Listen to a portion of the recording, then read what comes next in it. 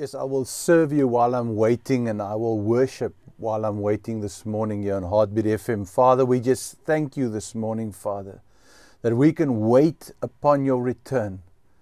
Father, that we can come this morning with this great expectancy in our spirit and know that you are returning according to your promises, Father.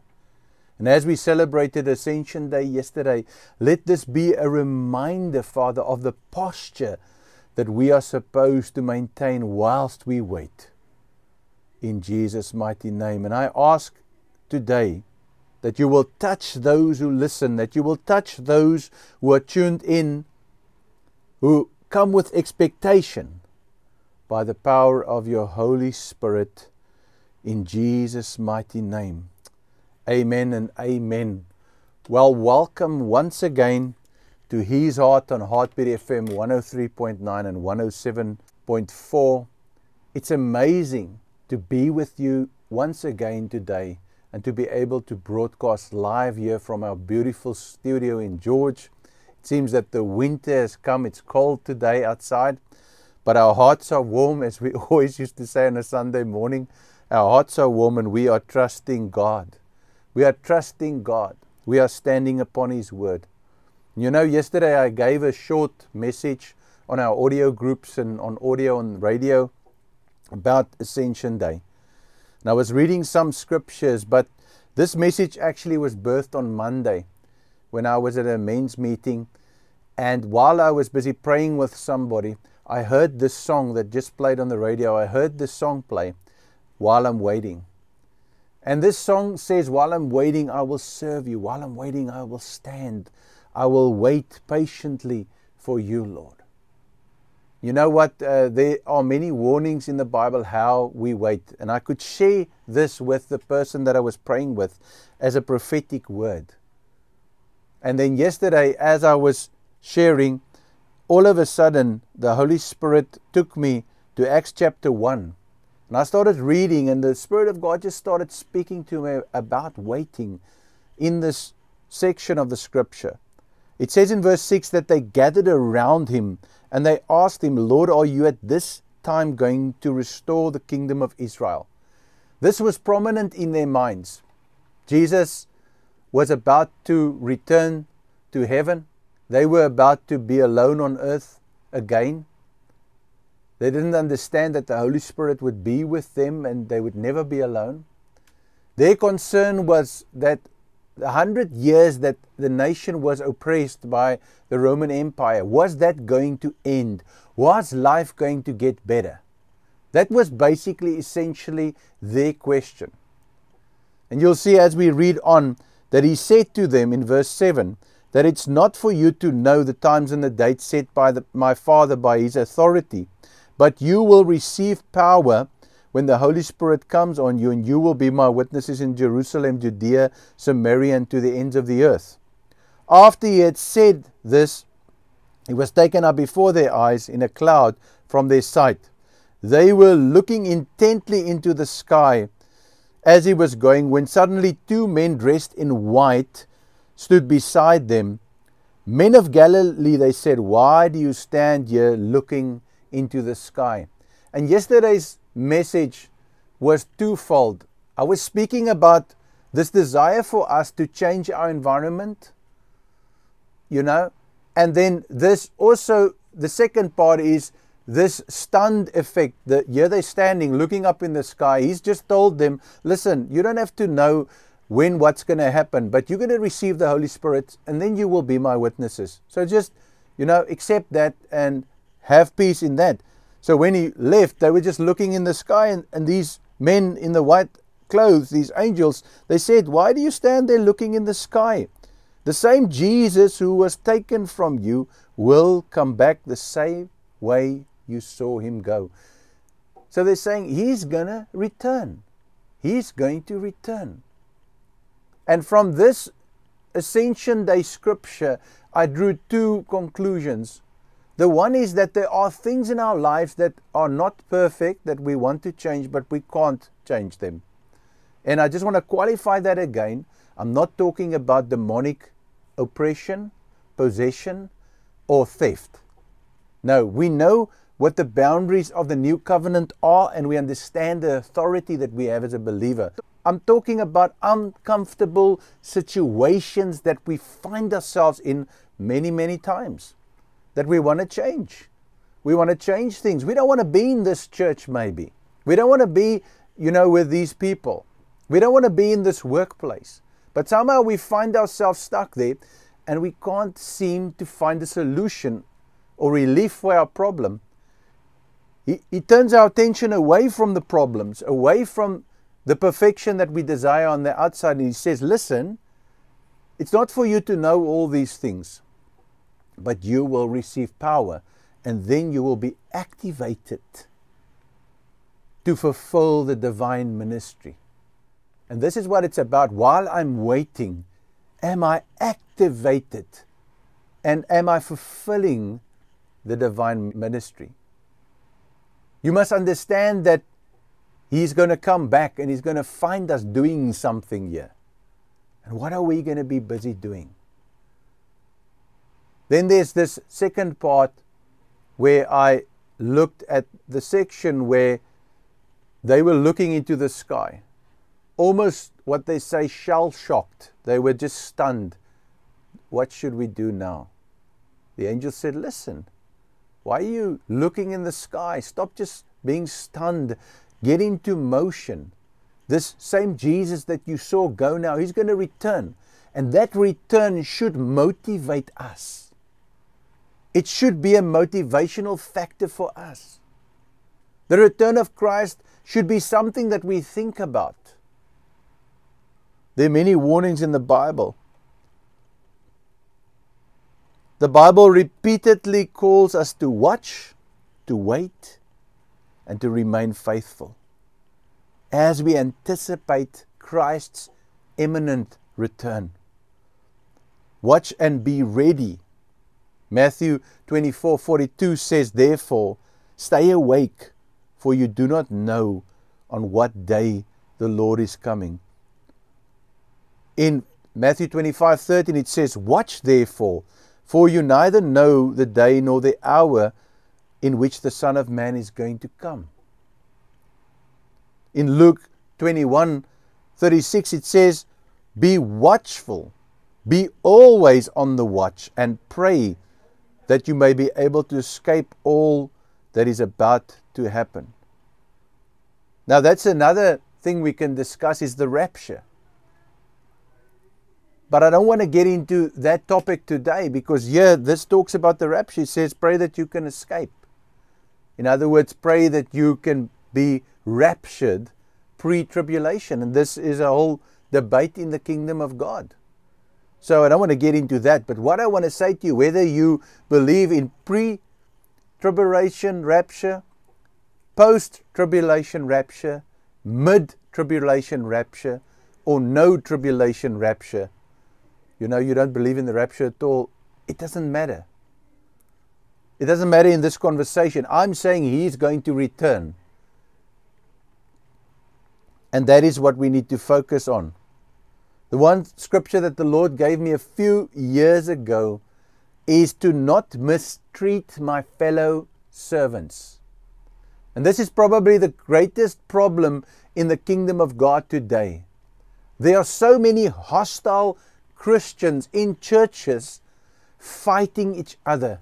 And even across the lines of church boundaries, they are fighting each other. Jesus talks in Matthew 24.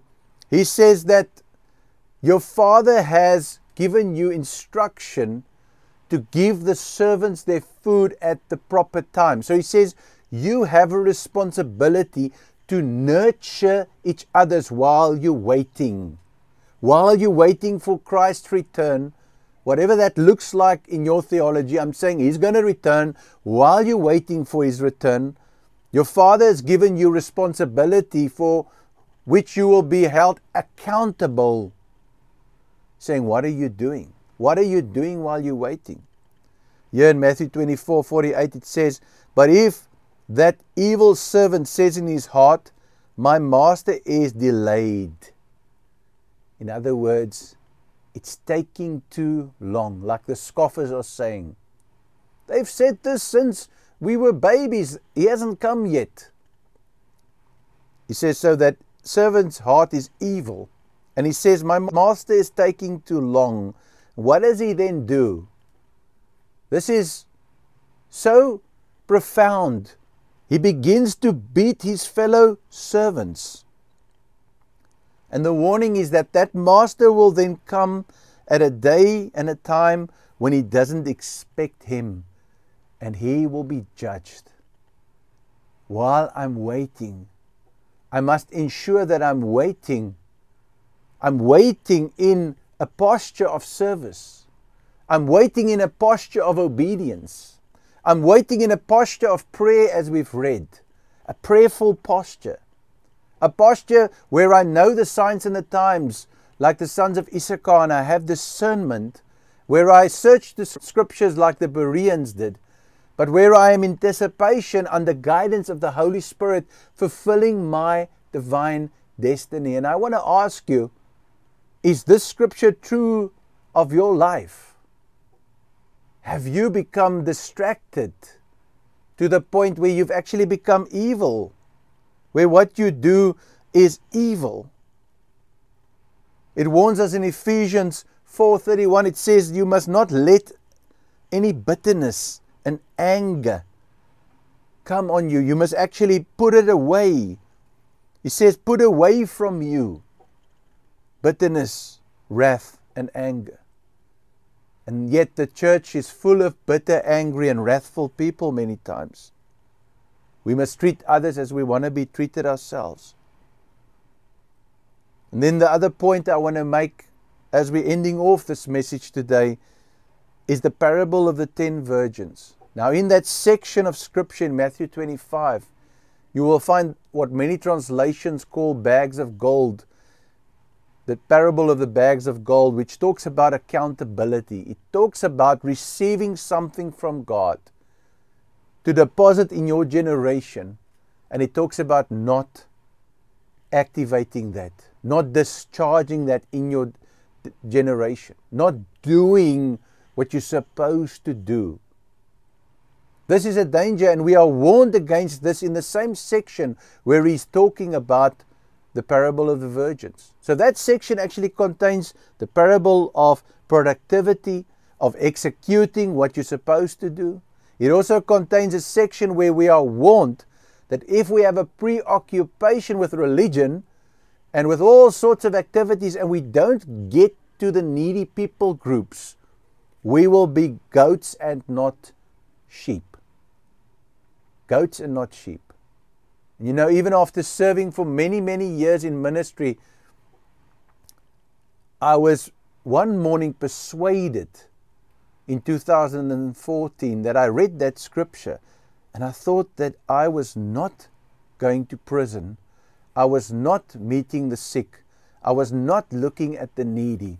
I was involved with the things of God but lost the God of the things, and I found myself just running through activities all the time. And I had to repent, and I had to start a ministry called His Heart, where I said I wanted to reflect the heart of Jesus Christ, looking with His eyes, touching with His hands, walking with His feet. That's where His Heart was birthed. Shortly after that, we came to radio by a miracle. Shortly after that, we worked in the children's home by miracle. Shortly after that, we could work in the prisons by miracle. Shortly after that, we started the Bible school to train, equip, and release leaders by miracle. So miracle upon miracle took place after this revelation came that I want you to receive today while you are waiting. You have to be like the productive servant, like the virgins who had oil, and like the sheep Christians, those who can hear the voice of the Father and commission with Him in His divine intention on the earth today. Which means that your day, your time, your commitment, your financial investment, everything might change after this message. Where you say, God, I want to be under divine guidance. I want to hear what you say to me. And I want to do it. I want to be obedient, God. I don't want to be said, go away from me, you goat. I was hungry, you never fed me. I was a stranger, you didn't invite me in. I was in prison, you never visited me. I was ill and you never looked after me. You walked right past me. And when he says me, he says, if you've done this to the least of these, you've done it unto me. And listen to what I'm saying. I'm saying that our Christianity can become very cold if we're waiting incorrectly. We can begin beating our fellow servants, being very involved in our activities in Christianity without touching people with the hands of Jesus and speaking to them with the lips of Jesus, reflecting His word. And we can be like the 5 foolish virgins who were also virgins. They were also saved because they were virgins. They weren't harlots or bad women. The parable says there were 10 virgins. 5 were foolish, 5 were wise. Wisdom is the fear of God, the reverent respect for God, and it's obeying God. It's listening to God. Listen, we think that once saved, always saved, and the message of grace and salvation is a ticket to heaven. We think that. But when we become Christians, we are tested by the scripture that Jesus said, unless you lose your life, you cannot gain it. You have to lose it to gain it. He says you have to lay your life down. This is a hard message. Who can accept this? Because the church is telling you that it's a bus you get on, you drive, you get coffee, tea, you watch the shows, you enjoy yourself, and the pastor will fight for you. He will get you into heaven. No, when you receive Jesus Christ as Lord and Savior, you become conformed to His death, His burial, and ultimately His resurrection. Your life is no longer your own. Paul says you were bought with a price. This is a reality that you have to face today. It's a reality. There are many that will say, Lord, Lord, I did this in your name. And He will say, listen, go away, I don't know you. We have to face that reality. I'm not trying to preach fear into your heart. I'm trying to preach faith into your heart. But I'm trying to take you to the point of surrender, because it says anybody that puts his hand on the plow and looks back is not worthy of the kingdom. Anybody who puts father, mother, brother above him is not worthy of the kingdom. And we have become so distracted, so preoccupied, so busy with our lives, with our dreams, in the me first culture, with social media and thousands of messages coming from YouTube, social media, Instagram, TikTok, and we are so confused. Let me just clear up your confusion today. You were bought with a price. You have one Lord and Master, and you will be held accountable for what you've done in this life. The word says it is appointed for man to live once and then judgment. And as Christians, we don't fear that. But if you are a goat today, while you're waiting, if you are a servant, a fellow servant beater today while you're waiting, if you are a barrier today where you bury your gifts, you don't serve, you don't support the local church, the kingdom of God, you've got nothing to do with it. You've got your own plan. You are a solo pilot, doing your own thing. It's not from God. It's not from God. We are interconnected. I told the Bible school students on Wednesday night, nothing is accomplished in the kingdom without collaboration. You have to have a finger.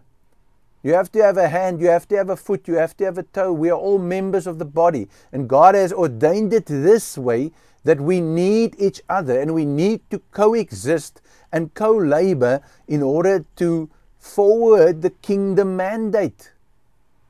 It's about His kingdom. Listen, you're going to live once and then you're going to die. You have a lifespan. Your sand is running out of your hourglass. What are you doing while you're waiting? What are you busy with? What are you busy with? I want to ask you one last question, and I've asked this, but I'm going to ask it again. What will Jesus find you doing when He returns? Will He find faith on earth? This is a question Jesus asked in Luke 18:8. He says, when the Son of Man comes, will He find faith on earth? Matthew 24:13 warns us, but he who endures to the end will be saved. Galatians 6:9 says, don't grow weary of doing good, for in the due season you will reap if you don't give up. Now, many Christians I speak to, when they hear a message like this, they always hit back. They always return the ball by saying, I've been hurt in church, I've been abused in church, this has happened to me, Christians did this to me, Christians did that to me. And let me tell you this, it's very simple to solve your problem. You have to work out your own salvation with fear and trembling, and everybody will give account to God for what they did in this life alone. So you go and you apply the Sermon on the Mount in your life because you're obedient to Jesus, and what happens to them, what they do, that is their problem. But currently you have a problem because you've opened the door for the enemy by being disobedient. What are you doing in the waiting? So repentance is supposed to come. I mean, the Sermon on the Mount tells us, if somebody forces you to walk 1 mile, walk 2 miles. If somebody slaps you on the one cheek, turn the other cheek. Somebody takes your cloak, give him your tunic. The Sermon on the Mount tells us to love our enemies. We have no excuse. Because God is our source, God is our master. We listen to Him, we obey Him, we surrender to Him. Today I want to challenge you. I know this hasn't been a pleasant message for many, but I want to challenge you. I want to challenge you to ultimate submission to Christ. He is building His church in the nations of the world. We have to be part of that. So I want to challenge you to ultimate submission to Christ and say, Lord, I am submitting my will. I'm letting go of my plans. I'm letting go of my inhibitions. I'm letting go of my hopes. I'm letting go of my dreams. And I'm bringing myself to the Romans 12 altar so that I can walk into the perfect will of God. I want to challenge you to do this in the waiting. As we expect His return, let us be ready. Let us not run out of oil. Let us not bury our gifts and our talents and what we have. Let us not walk around in bitterness and anger, because forgiven you will be forgiven. Let us not be goats by being involved with everything but His kingdom, but the people that need us, the people that He died for, the people that are suffering today right around us. We don't even see them. Let us not be like the rich man who saw Lazarus at his gate and didn't concern himself. Let us not be like the rich man who said, I'm going to build additional barns for myself. And he said, you fool, tonight your soul will be taken, and who will enjoy what you've built up for yourself? Let us not direct our lives as the world does, around the love of money. But let us direct our lives around the kingdom does, around the love for people. For God so loved the world that He gave His only begotten Son. He sent Him to earth to die for you and for me. And let us receive that love today. And then let us radiate that love as the light of this world, as Jesus shines through us. In Jesus' name, amen and amen.